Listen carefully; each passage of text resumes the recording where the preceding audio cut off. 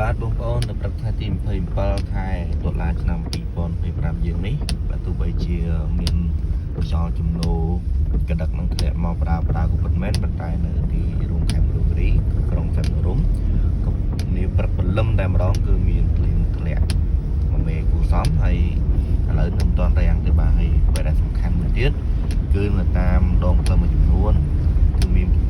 ផ្សែងអាប់ចុះច្រើនបាទធ្លាក់ច្រើនអញ្ចឹងក៏វាពិបាកក្នុងការធ្វើដំណើរបន្តិចដែរអញ្ចឹងសម្រាប់បងប្អូនដែលធ្វើដំណើរនៅក្នុងដងផ្លូវនានាក្នុងខេត្តមណ្ឌលគិរីក៏បីពង្រឹងនៅការយកចិត្តទុកដាក់បង្កើនការប្រុងប្រយ័ត្នបាទតម្លៃចំពោះពុកម៉ែបងប្អូន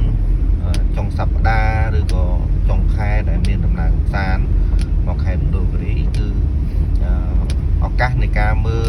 វាស្មៅពណ៌បៃតងកំពុងតែរំកិលទៅមុខហើយចំនួនមកវិញដោយវាស្មៅពណ៌មាសដែលរដូវកាលគឺបានផ្លាស់ប្ដូរហើយអញ្ចឹងអាកាសធាតុនឹងចូលមកជំនួសជាមួយនឹងរដូវកាលបៃតងពុកម៉ែបងប្អូនអាចចូលលេងកម្សាន្តដោយរីករាយដោយត្រជាក់ចិត្តបាទជាមួយក្រុមគ្រួសារមិត្តភ័ក្តិបងប្អូនបាទសូមកុំភ្លេចចុងឆ្នាំ2026សំទោសបាទ2025យើងនេះគឺកាន់តែខិតជិតមកដល់ហើយចំពោះបងប្អូនដែលចង់ countdown ចង់ឆ្លងឆ្នាំសកលក៏ជាឱកាសល្អហើយសម្រាប់បងប្អូនដែលមកលេងនៅឡុងពេលអូនប៉ុនអ៊ំទុកនេះ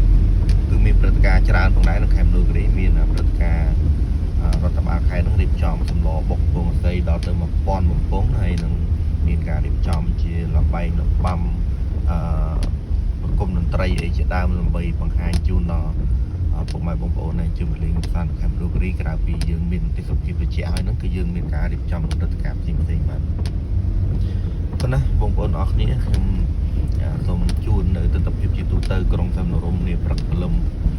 ថ្ងៃទី27ខែតុលាឆ្នាំ2025ត្រឹមតែប៉ុណ្ណេះទេបាទសូមអរគុណច្រើន